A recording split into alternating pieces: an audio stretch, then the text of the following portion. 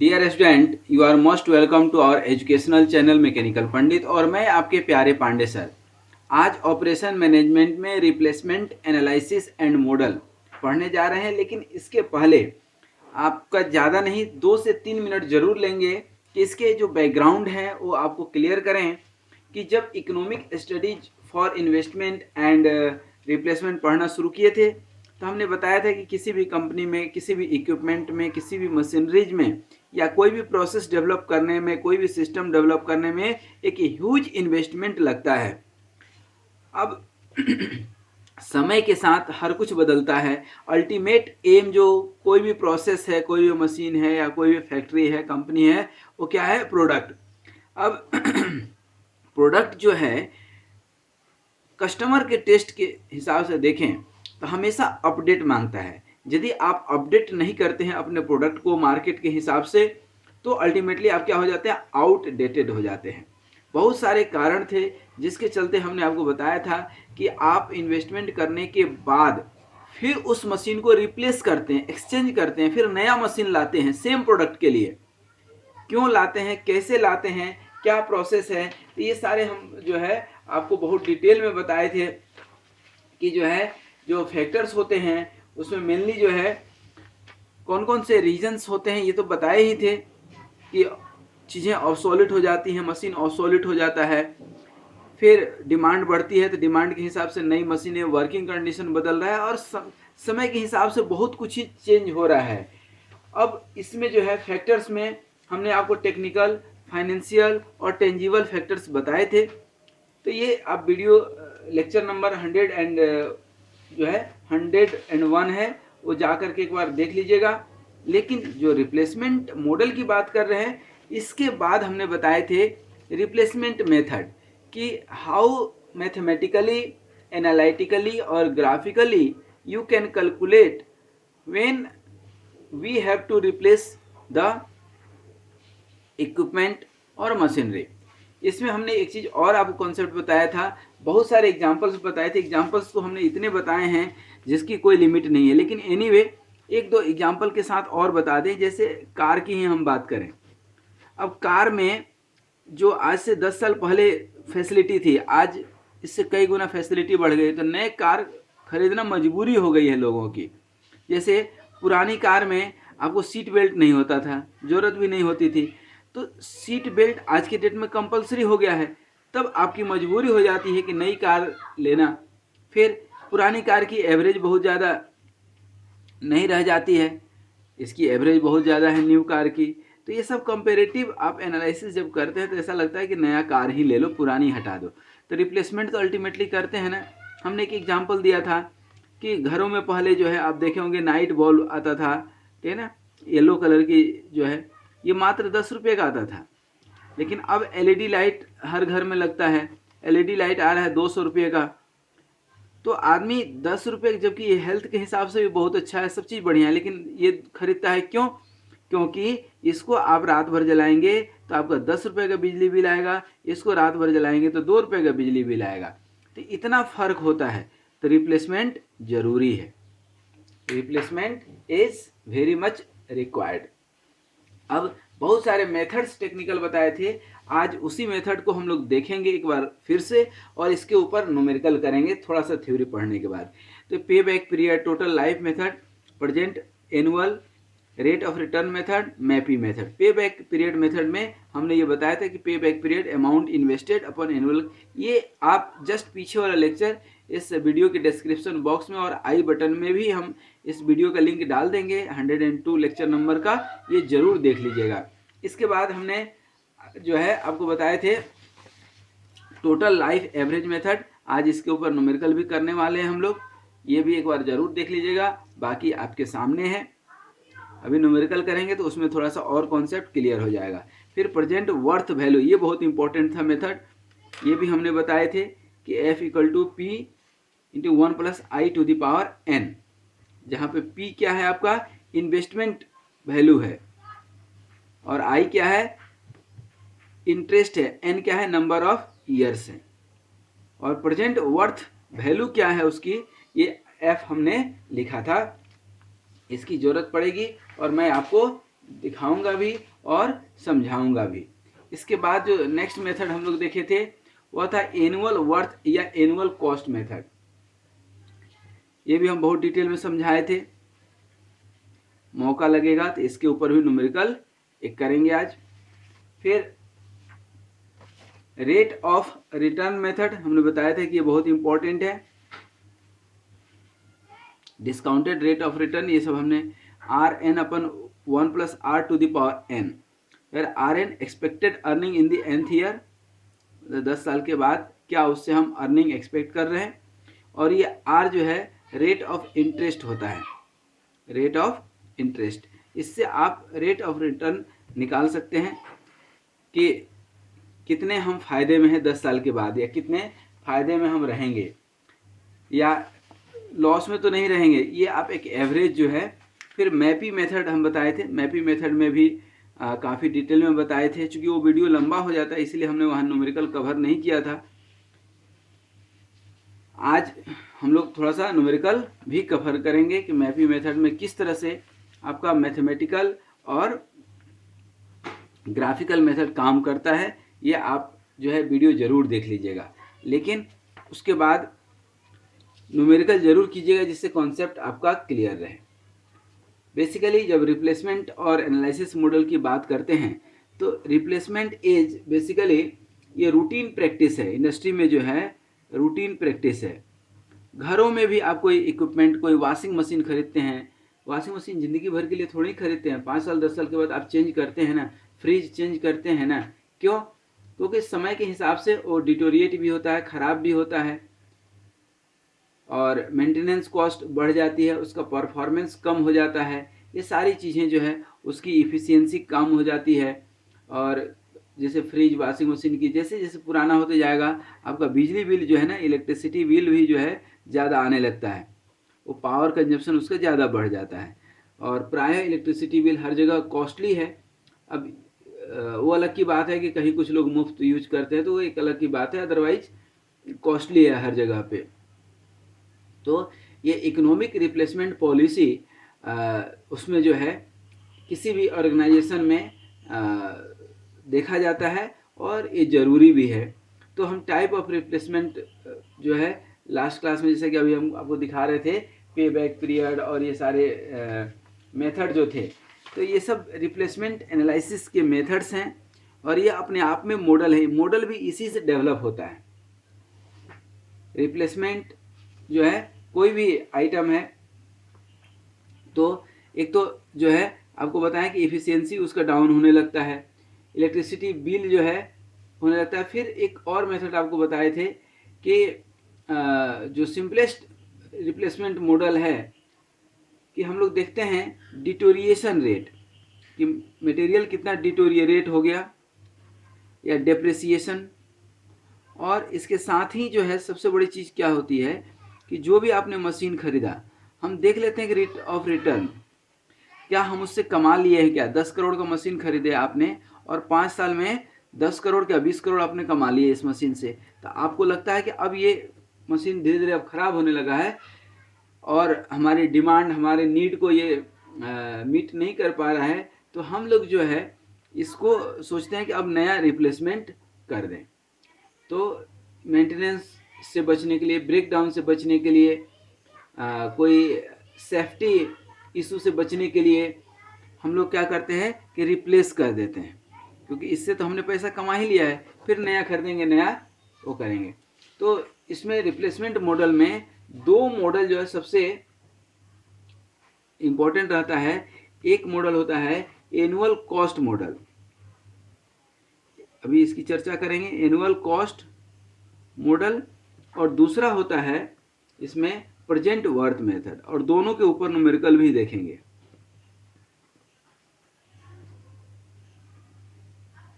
और ये दोनों जो है एनुअल कॉस्ट मॉडल हो या प्रेजेंट वर्थ मेथड हो, ये दोनों ही हमने आपको बताए हैं। जैसे देखिए ये जो है एनुअल कॉस्ट या वर्थ मॉडल, ये ध्यान रखिएगा, ये आपके सामने है, ये आप जरूर देख लीजिएगा। Replacement decision is taken on the basis of lowest annual operation capital cost. है ना। ये डिप्रिसिएशन कॉस्ट, इंटरेस्ट रेट और ये सब capital cost plus recovery cost plus operating cost, ये सब कैपिटल रिकवरी कॉस्ट कैसे निकालते हैं, P माइनस एल। P बताए थे कि कॉस्ट ऑफ इक्विपमेंट है, L क्या है, सेल्वेज वैल्यू, मतलब इकोनॉमिक लाइफ के बाद उसकी क्या रहेगी। जैसे कोई बाइक है और जिस कंपनी से आप होंडा से खरीदते हैं और 15 साल के बाद आप पूछे कि भाई हम 15 साल चलाने के बाद इसकी लाइफ जब ख़त्म हो जाएगी तो आपको वापस करेंगे तो या कबाड़ में या चाहे जैसे भी, तो कितना पैसे मिलेंगे। तो 15 साल के बाद बोलता है कि ठीक है आप आज 50,000 में खरीद रहे हैं, 15 साल के बाद 5,000 में हम ले लेंगे। तो ये उसकी होती है सेल्वेज वैल्यू। आप लोन ले रहे हैं तो इंटरेस्ट रेट हो गया और नंबर ऑफ ईयर्स हो गया। और एल आई ये 8th ईयर के बाद सेल्वेज वैल्यू क्या होगा, ये होता है इकोनॉमिक लाइफ के बाद। और ये 8th मतलब 3 साल 4 साल जो भी आप लेंगे उस समय कितना सेल्वेज वैल्यू रहेगा। फिर एक फैक्टर भी निकालते हैं जिसको हमने बोला था क्या, कैपिटल रिकवरी फैक्टर। इसको बोले थे कैपिटल रिकवरी फैक्टर। तो ये एक आपका हो गया। और दूसरा present worth method. Present worth method भी जो है हमने आपको बताए थे। ये भी जो है एक छोटा सा फार्मूला होता है। ये देखिए प्रेजेंट वर्थ मेथड, ये भी एक मॉडल है अपने आप में, तो इसकी भी चर्चा हम लोग करेंगे। ठीक है, आगे आ जाइए।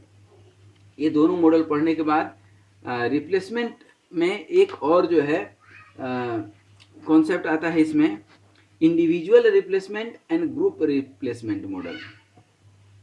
Individual and group replacement. देखिए कोई आइटम होता है कि ग्रुप में ही बदलना ठीक होता है, कुछ तो आइटम होते हैं जो इंडिविजुअल। अब जैसे आपके घर में कोई एक लाइट खराब हुआ तो एक ही लाइट चेंज करेंगे। अब बार बार लाइट खराब हो रहा है, अब कहीं पे 1,000 बल्ब है तो इकट्ठा, क्योंकि अपने को मालूम है कि आज ये खराब हुआ, कल वो खराब होगा, परसों वो खराब होगा, तो खराब और ठीक करने में ही लगे रहेंगे। इससे अच्छा कि पूरे 1,000 बल्ब को चेंज कर दो। तो इसका एक अलग है जो इस लेक्चर में कवर नहीं करेंगे। वो पूरा आइटम ही चेंज करते हैं, सिंगल बाय सिंगल नहीं करते हैं। जैसे कार में आप देखेंगे 4 व्हील ड्राइव में 4 चक्के होते हैं, तो कई बार जो है मैकेनिक सजेस्ट करते हैं कि चारों चक्का एक साथ चेंज करो, क्योंकि जैसे आपने इसको नया लगा दिया, ये सब पुराना है तो ये ज़्यादा घिसेगा, ये जल्दी ख़राब हो जाएगा, क्योंकि ये सबका लोड क्या होगा, इसके ऊपर आ जाएगा, नया है तो।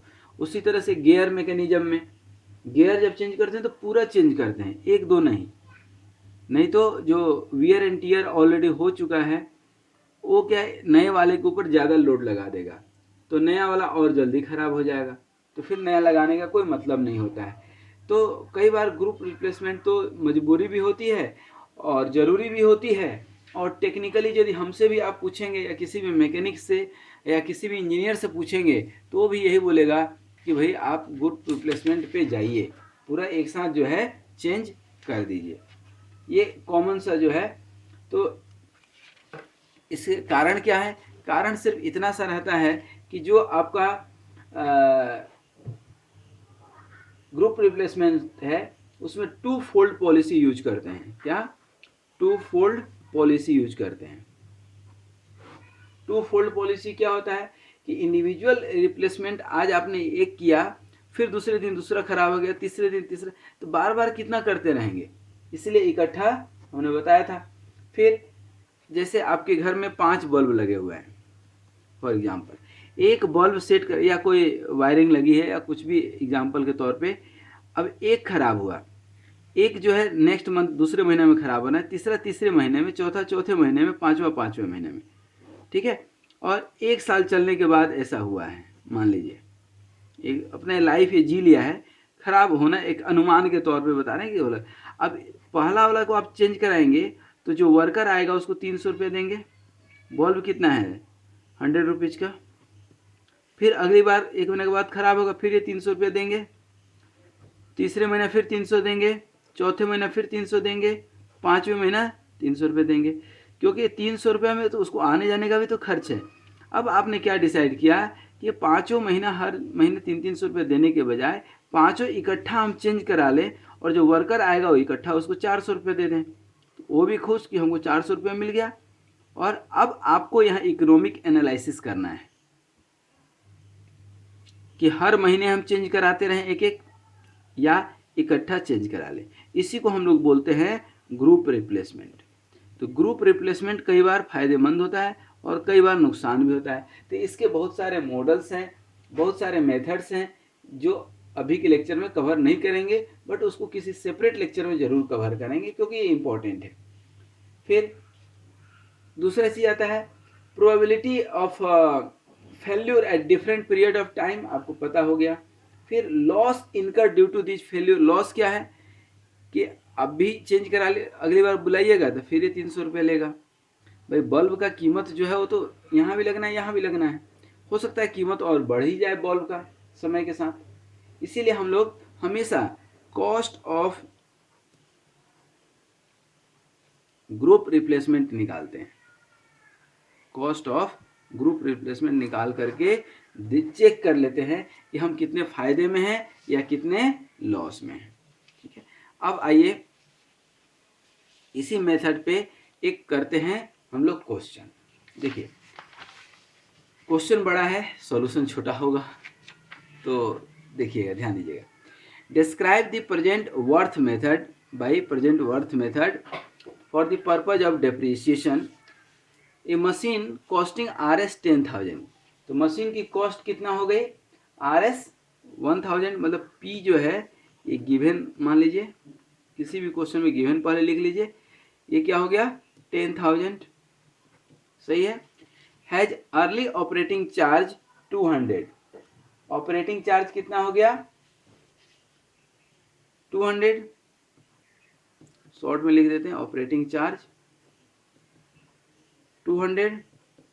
If it has 10 years life, n कितना हो गया 10 years, and money is worth 6%, money का वर्थ फैक्टर जो है वो कितना है 6% एनुअल ही होगा। What is the present worth of the cost for service provided by the machine, क्या पूछ रहा है cost of service provided by the machine. तो प्रेजेंट वर्थ मेथड हम आपको एक सिंपल फार्मूला लास्ट क्लास में बताए थे, F equal to P into 1 plus I to the power n।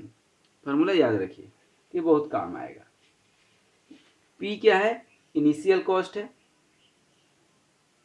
1 plus I मतलब प्रेजेंट वर्थ फैक्टर में कितना परसेंट दे रहा है और कितने साल का है ये 10 ईयर्स पे, वो देख लेंगे। तो अब यहाँ पे आप क्या करते हैं निकालते हैं, क्या इनिशियल कॉस्ट ऑफ मशीन दिया है कितना 10,000, प्रेजेंट वर्थ ऑफ किसका ऑपरेटिंग दिया था ना, ऑपरेटिंग चार्जेस का निकाल लीजिए at the rate of 6% for the 10 years, कितना हो जाएगा। तो यहाँ क्या लिखेंगे प्रेजेंट वर्थ, ये सब लिख देने से जो है ना आपका जो भी न्यूमेरिकल आप बनाते हैं तो समझ में भी आता है और एग्जामिनर नंबर भी अच्छा देता है, तो क्लियर हो जाता है। ऑफ ऑपरेटिंग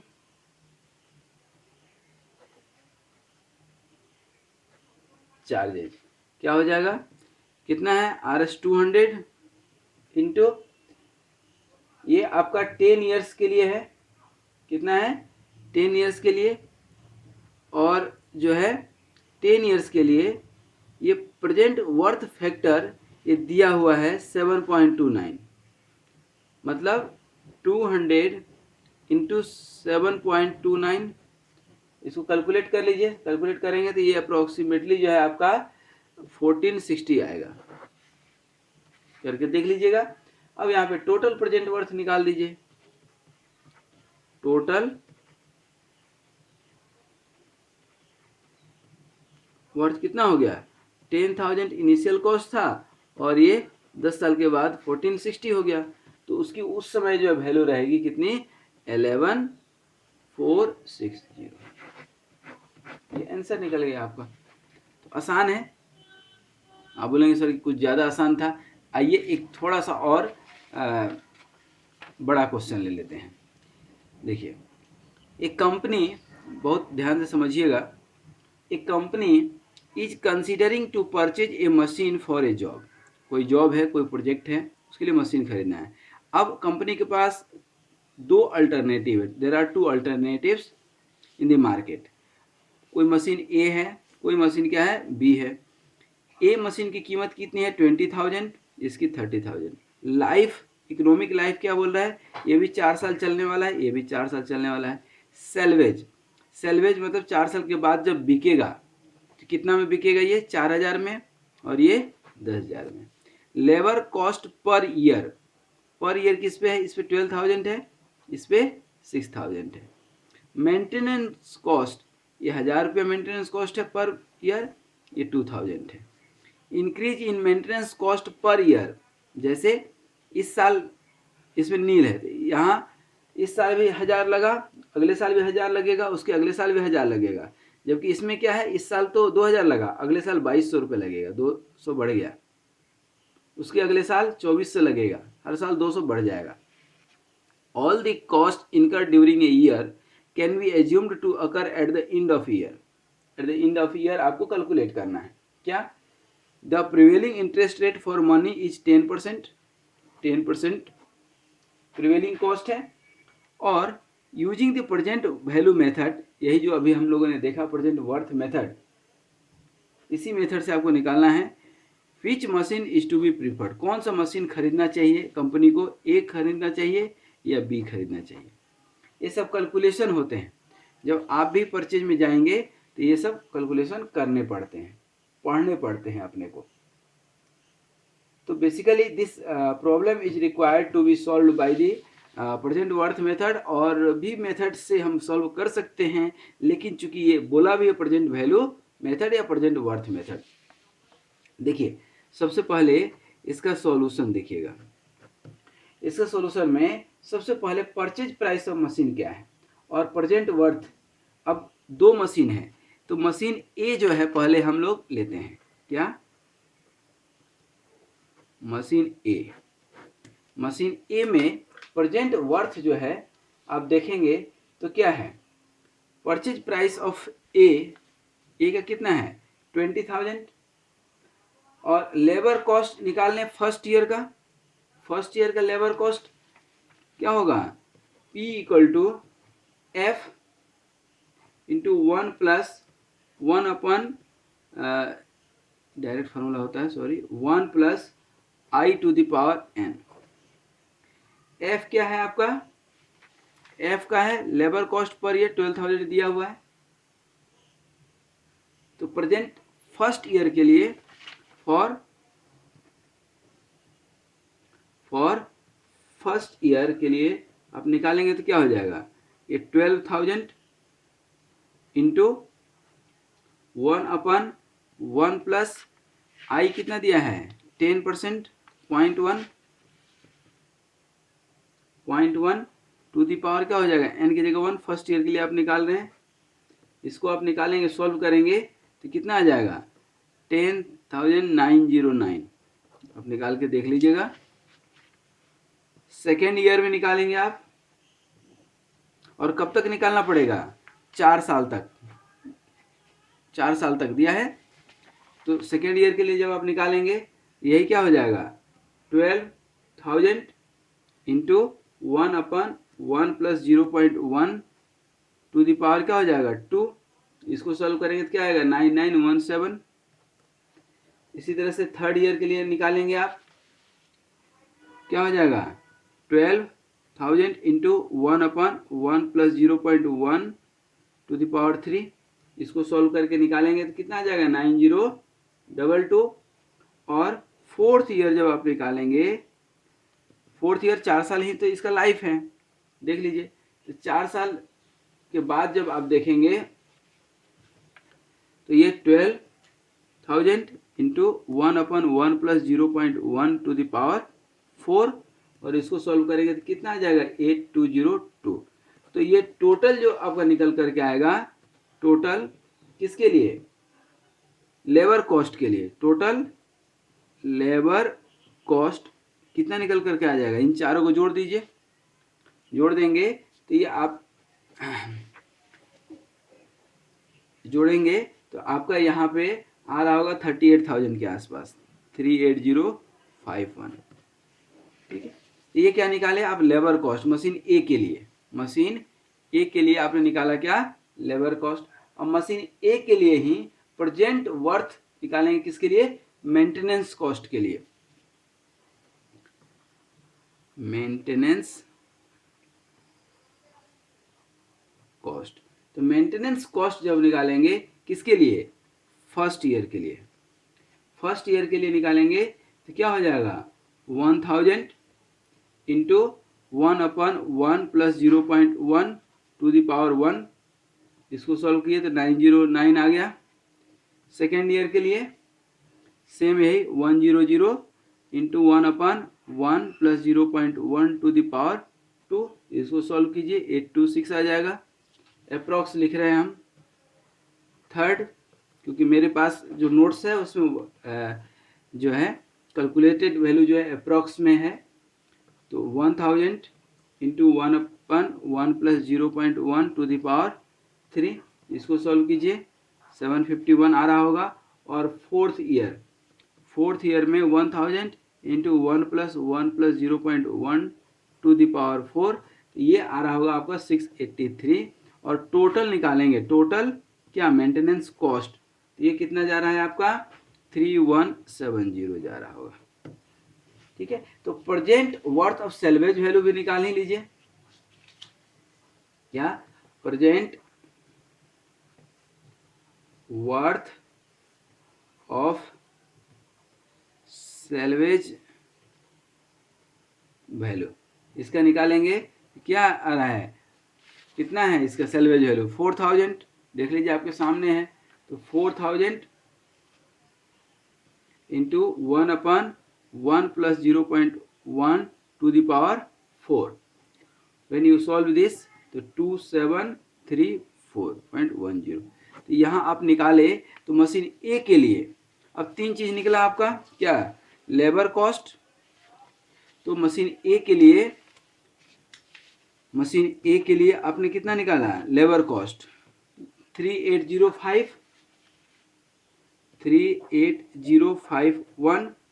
प्लस उसके बाद क्या निकाले थे, लेबर, ये मेंटेनेंस कॉस्ट, यही है ना मेंटेनेंस कॉस्ट, देख लीजिए 3170 अब प्लस सेल्वेज वैल्यू कितना निकाले 2734। और इनिशियल इन्वेस्टमेंट कितना था, इनिशियल इन्वेस्टमेंट कितना है 20,000। इसका देख लीजिए क्या हो जाएगा, प्लस 20,000। तो टोटल ये कितना हो जाएगा, टोटल आप निकालेंगे, इसको जोड़ दीजिए तो 58488 के आसपास आ रहा होगा। तो ए मशीन के लिए हम यदि देखें, मशीन ए के लिए तो कितना आ जाएगा 58 और 490 हम राउंड फिगर में लिख लेते हैं। ये टोटल जो है आपका वर्थ निकला फॉर मशीन ए। तो ये क्या निकला, प्रेजेंट वर्थ फॉर मशीन ए। सही है। अब मशीन बी के लिए निकालते हैं। मशीन बी के लिए कैसे, सेम यही प्रोसेस लगाएंगे, लेकिन वैल्यूज अलग अलग दिया है। जैसे लेबर कॉस्ट के लिए फॉर मशीन बी के लिए जब आप निकालेंगे तो क्या निकल करके आएगा, सबसे पहले तो परचेज प्राइस क्या है आपका, परचेज प्राइस कितना है 30,000। सही है। Labour cost, present worth of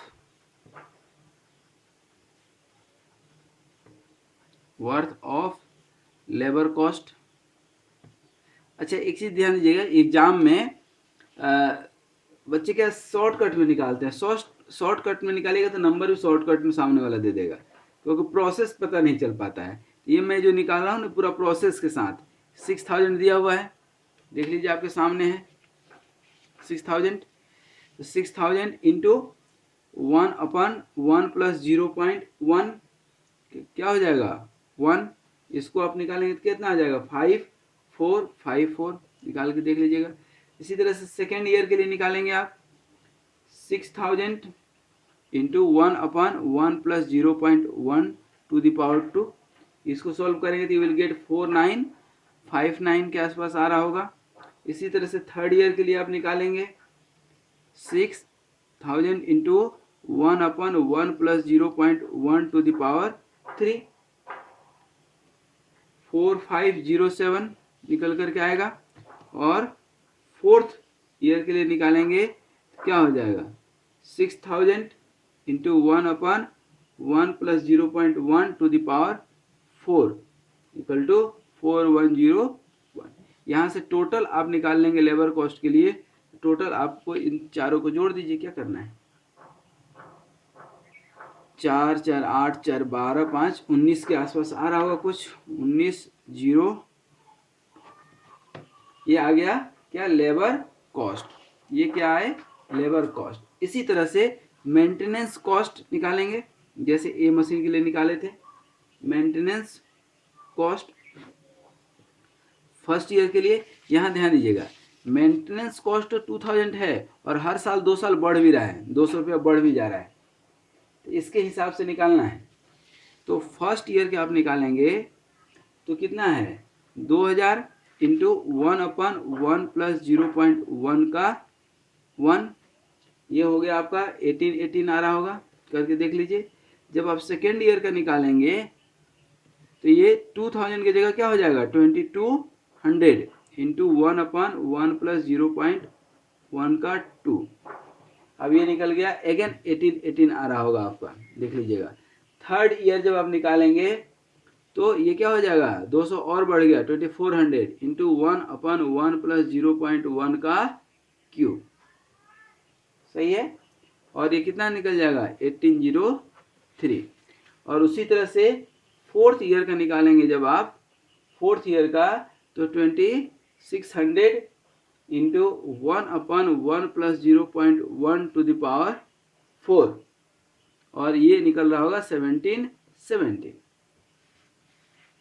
और टोटल निकालेंगे जब आप इसी का क्या निकालेंगे टोटल, तो टोटल आ रहा होगा आपका अप्रोक्सीमेटली 7216। तो ये क्या निकल गया मेंटेनेंस कॉस्ट, ये क्या हो गया लेबर कॉस्ट। अब क्या बचा salvage cost, present worth of salvage value.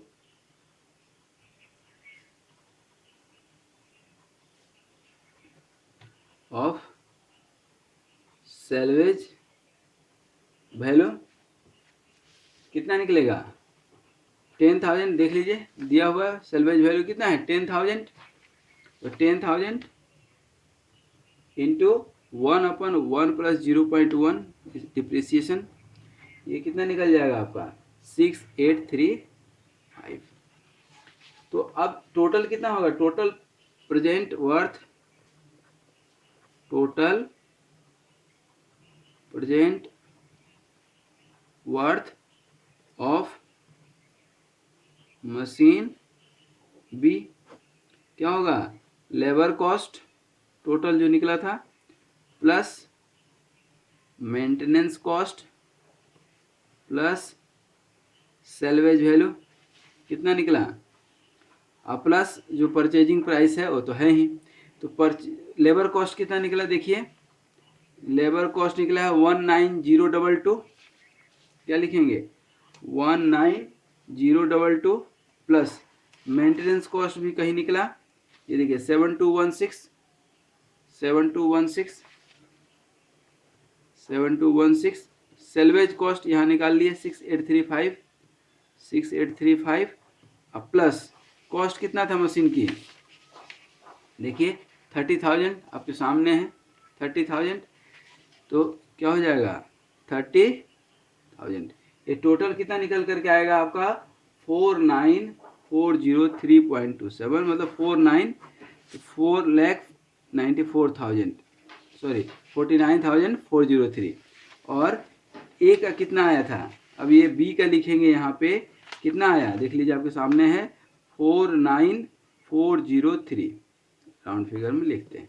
अब यहाँ पे देखिए तो ए के लिए जो आपने निकाला है, ए के लिए 58,000 490 और बी के लिए 49,403। तो अब यहाँ पर यदि प्रेजेंट वर्थ वैल्यू के हिसाब से देखें तो हमें कौन सा मशीन खरीदना चाहिए? हमें कौन सा मशीन खरीदना चाहिए? हमें मशीन बी खरीदना चाहिए। प्रेजेंट वर्थ वैल्यू के हिसाब से ये मशीन हमारे लिए क्या है? फायदेमंद है। मतलब 4 साल यूज करेंगे, सब कुल मिलाकर के खर्च कितना होगा? इतना। ये खरीदेंगे, देखने में यहाँ 10,000 सस्ता लग रहा है, लेकिन कुल खर्च कितना आ गया? इतना। इसीलिए कहा जाता है कई बार हमारे गांव में कि महंगा रोए एक बार, सस्ता रोए बार बार। क्योंकि 4 साल के बाद जब आप देखेंगे तो देख रहे हैं लगभग 10,000 का फर्क है। ये 10,000 महंगा पड़ गया, यहाँ पे 10,000 महंगा पड़ गया कि नहीं? तो कान इधर से पकड़िए कि इधर से पकड़िए, तो ज़्यादा अच्छा है। इतनी परेशानी उठाने के बजाय हम ये मशीन खरीदें और सुखी रहें। आई होप कि ये न्यूमेरिकल आपको समझ में आया होगा। थोड़ा सा लेंदी था, लेकिन आपको ध्यान देना है कि सेल्वेज वैल्यू क्या है, लेबर कॉस्ट कैसे निकालते हैं, मेंटेनेंस कॉस्ट कैसे निकालते हैं, और इन सब निकाल करके आप रिप्लेसमेंट करना है या जो है कोई नई मशीन खरीदना है तो किसको खरीदना चाहिए, किसको। यही क्वेश्चन उसमें भी जा सकता है, रिप्लेसमेंट पे भी, कि भाई कौन सा मशीन, 2 मशीन है, अब 2 में से कौन सा मशीन रिप्लेस करना चाहिए आपको, क्वेश्चन आ सकता है। तो वहाँ पे आप इस तरह से क्वेश्चन सॉल्व कर सकते हैं। और भी बहुत सारे न्यूमेरिकल हैं, इतने न्यूमेरिकल को सॉल्व करना और निकालना जो है संभव है नहीं। आप वर्कशॉप में देखते होंगे बहुत सारा जो है लेथ मशीन है, टर्निंग मशीन है, टरेट मशीन है, स्क्रू मशीन है, ड्रिलिंग मशीन है, तो रिप्लेसमेंट होते रहता है, ठीक है। तो कुल मिलाकर के रिप्लेसमेंट कब करना है, किस मशीन को करना है, या ग्रुप रिप्लेसमेंट, ये सारी चीज़ें जो है इसमें हमने कवर किए। आज यहीं तक। नेक्स्ट क्लास में हम लोग जो है शुरू करेंगे इंजीनियरिंग इकोनॉमिक्स, जो कि बहुत इम्पोर्टेंट होगा। इंजीनियरिंग इकोनॉमिक्स में आपको जो है बहुत सारे इम्पोर्टेंट फैक्टर्स हम बताएंगे, जैसे कि इंजीनियरिंग में और इकोनॉमिक्स में क्या रिलेशन है, ये तो देखेंगे ही। वेल्थ कैसे क्रिएट करें, मनी कैसे इन्वेस्ट करें, कैपिटल कैसे बनाएं, यूटिलिटी कैसे, डिमांड और सप्लाई को कैसे समझें, लॉ ऑफ सब्स्टिट्यूशन क्या है, प्रोडक्शन क्या है, लॉ ऑफ रिटर्न क्या है, और बैंक कैसे काम करते हैं, और लास्ट में जाते जाते स्टॉक एक्सचेंज मतलब शेयर मार्केट के भी बारे में आपको कुछ बता करके जाएंगे। बट नेक्स्ट क्लास में जो ये तो लेक्चर नंबर 103 था, 104 से 4-5 लेक्चर में वो पूरा का पूरा टॉपिक कवर होने वाला है। आज यहीं तक। तब तक के लिए आप इन वीडियोज़ को देखते रहिए। और भी अपने चैनल पे बहुत अच्छे अच्छे वीडियोज़ हैं, बहुत सारे अनेक टॉपिक्स के, तो देखते रहिए और अपना ज्ञान का स्तर बढ़ाते रहिए और प्रसन्न रहिए, स्वस्थ रहिए, मस्त रहिए, मुस्कुराते रहिए। Thank you very much.